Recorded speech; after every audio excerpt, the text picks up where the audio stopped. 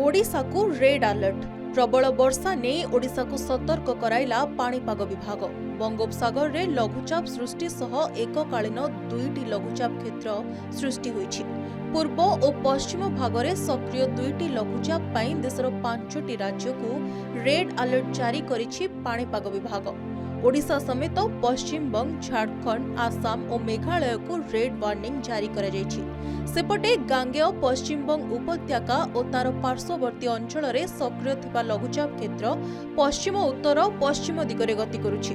आज सकाळु आहुरी घनीभूत होई सुस्पष्ट लघुचाप क्षेत्र में परिणत होईछि। एहा प्रभाव रे सारा ओडिशा रे वर्षा लागि रहिछि। प्रबलरू अति प्रबल वर्षा पाई आज 7 जिला को ऑरेंज वार्निंग जारी करा जायछि। मयूरभंज, जाजपुर, केन्दुझर, भद्रक, बालेश्वर, सुंदरगढ़, संबलपुर रे प्रबल वर्षा हेबो। मयूरभंज जिल्ला रे भीषण वर्षा होई पारे। सेहिपरि अन्य 7 जिल्ला रे प्रबल वर्षा पाई येलो वार्निंग जारी करा जायछि। गोटे पटे लघुचाप पूर्व भागरे दक्षिण पश्चिम बांग्लादेश पार्श्ववर्ती गांगेय पश्चिम बंग उपत्यका रे बंगोपसागर रे सृष्टि होईछि। तेणु राज्य रे लघुचाप सक्रिय रहिछि। लघुचाप प्रभाव रे सारा ओडिशा रे वर्षा लागि रहिछि।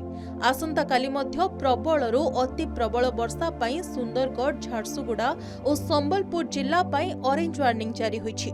आसंता काली मयूरभंज जिल्ला रे प्रबलरू अति प्रबल वर्षा हेबा सह गोटे दुईटी स्थान रे अत्यंत प्रबल वर्षा हेबा नै आकलन करिछि पाणीपाग विज्ञान केन्द्र।